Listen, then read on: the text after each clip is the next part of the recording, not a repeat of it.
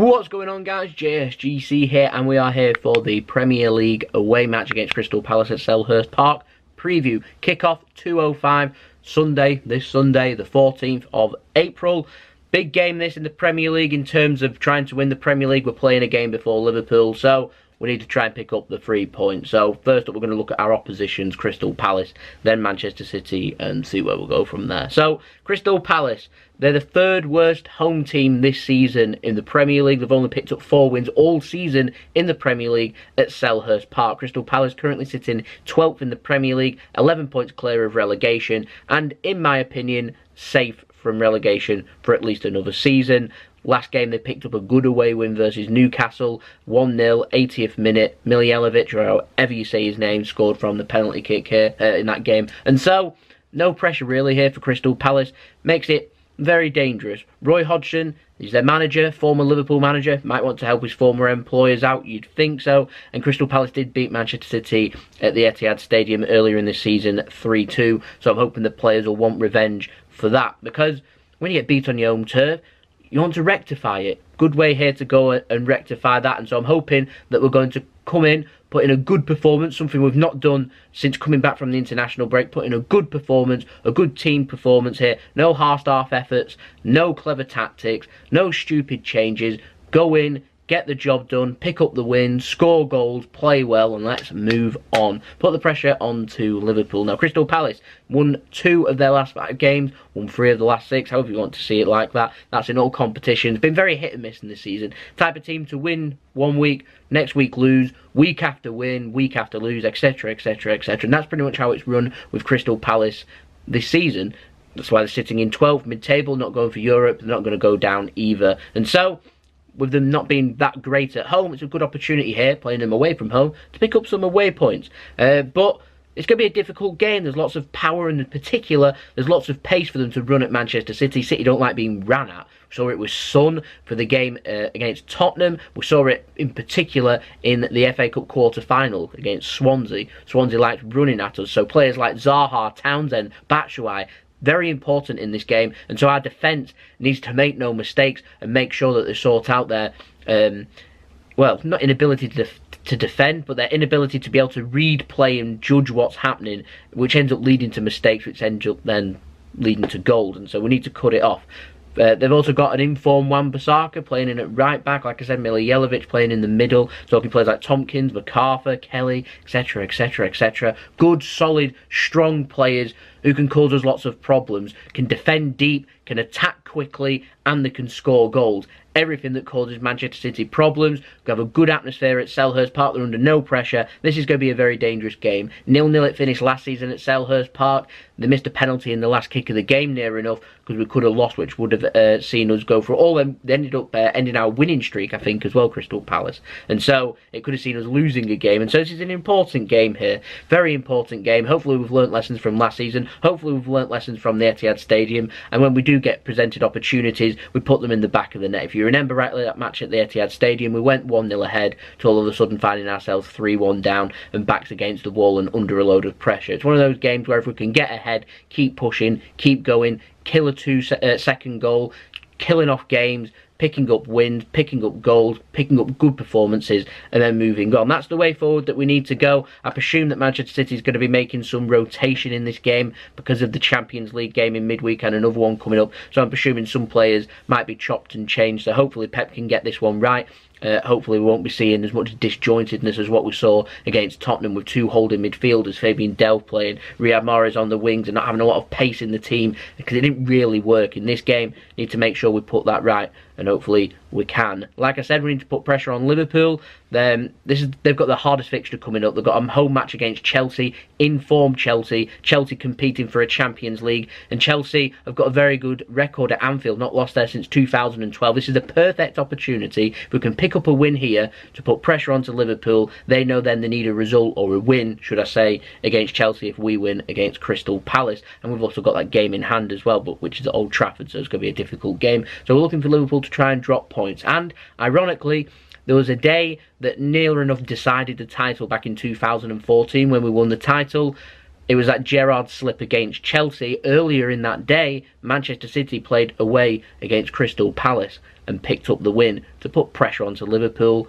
They crumbled. Chelsea beat them. You know, the rest, as they say, is history. So, that's a bit of irony there. So, hopefully, history will repeat itself. You never know. But I'm hoping that there's going to be a lot of hunger and desire and fire in the bellies of the player in this game. I want them to go from one game when you lose to responding in your next game. That's always what we're looking for. It's not about if you lose a game, it's always about how you respond. That's the most important thing here. We know we've got loads of games coming up. We can't be looking ahead. You can't be thinking about Tottenham in the Champions League. You've got to be thinking about Crystal Palace in the Premier League, because if we're thinking about other games, we're going to end up, you know, dropping points, and that's just... it'll be a disaster. It'll be a disaster. So we don't want that.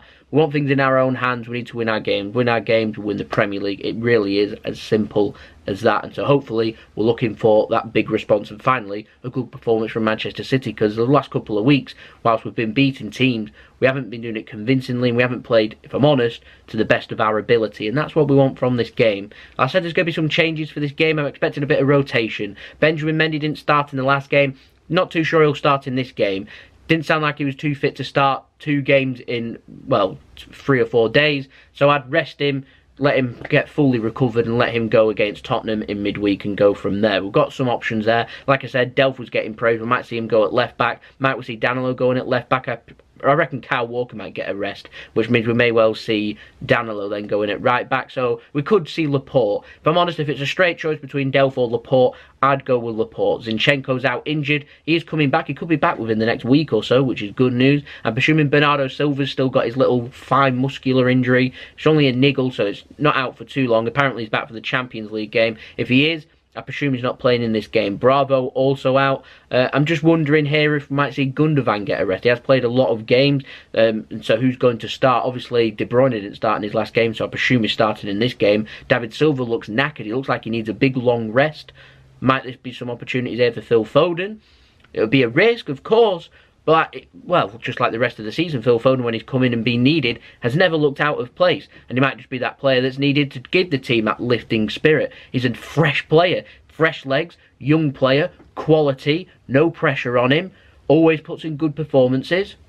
Might he have earned to start here? I'm not too sure. Might we see Bernardo Silva go into the centre? Like I said, that'd allow David Silva then to have a rest. Not for this game, but for the Tottenham game. I'd be very surprised if Bernardo Silva's in this game, but you never know. I'm very nervous for this game. This is a real banana skin, and I'm sensing all of my Spider-Man tingly senses are going, telling me that we're going to drop points in this game, and it's just a disaster. That's the push that Liverpool will need before the game against Chelsea. We drop points in this game, I am certain that Liverpool will beat Chelsea. We pick up a win in this game, then Liverpool's under pressure. We pick up a convincing win, a great performance here, a performance that sends a statement out.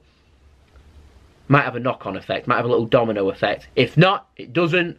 Win this game. We know if we win every single game from now till the end of the season in the Premier League, we win the Premier League. We just got to go from there. It's a difficult one. I'm not too sure that Manchester City's got the legs in it for us to be able to batter Crystal Palace. So I'm talking 3, 4, 5 goals in this game. I'm hoping we've got enough energy in our squad to be able to grind here, though, and pick up a win and at least put some pressure onto Liverpool. We're playing first again. We need to make it count. So I'm going for 2-1 Manchester City. I would love to know your score prediction in the comments below, as always. Now I'm going to pop up my team prediction now. Going for Edison in goal, Danilo at right back, Laporte at left back. Please, please, not Fabian Delph at left back. He's just going to be targeted. Players like Townsend, Zaha, Batshuayi running at him. It's going to give me sleepless nights. So please, Pep, don't do that. I've gone for Stones and Otamendi. Might even see Vincent Kompany in this game.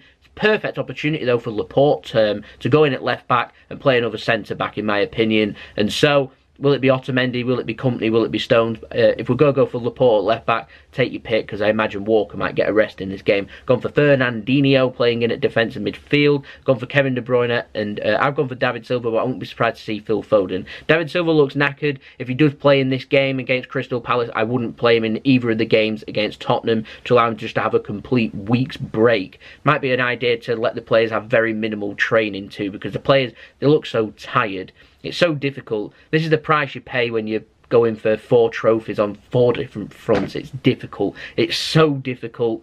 it could cost us in the end. I hope not. Gone for Raheem Sterling, Leroy Sane and Sergio Aguero. Sergio Aguero needs to find his feet and quick. All the way he's going to do that is playing more and more games. It's about time, in my opinion, Leroy Sane had a start. Surely he's got to start in this game. What has Leroy Sane got to do to get starts in games? He's a wonderful player. He could be he must be so fresh.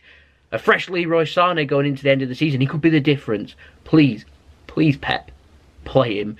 So there we go, that's been my team prediction. I'd love to know your score prediction, team prediction in the comments below, and any other thoughts that you have too. Just leave in the comments below. If you are enjoying the content and you're new around here, make sure you press the red button, subscribe, press the bell, put your push notifications on to be notified when I've uploaded. Slap a like on this video if you enjoyed this video, and you can also go and follow me on social media. Links in description below for my Twitter and Instagram, or popping up on screen if you want to go and search for me and follow me on there. Then any help towards number gains on there would be much appreciated. Fingers crossed we pick up a win for this game and we can move on then and focus on the next game. It's very tiring, and we've only been back from the international break for 2 weeks, and we've still got like 3-4 weeks left of this.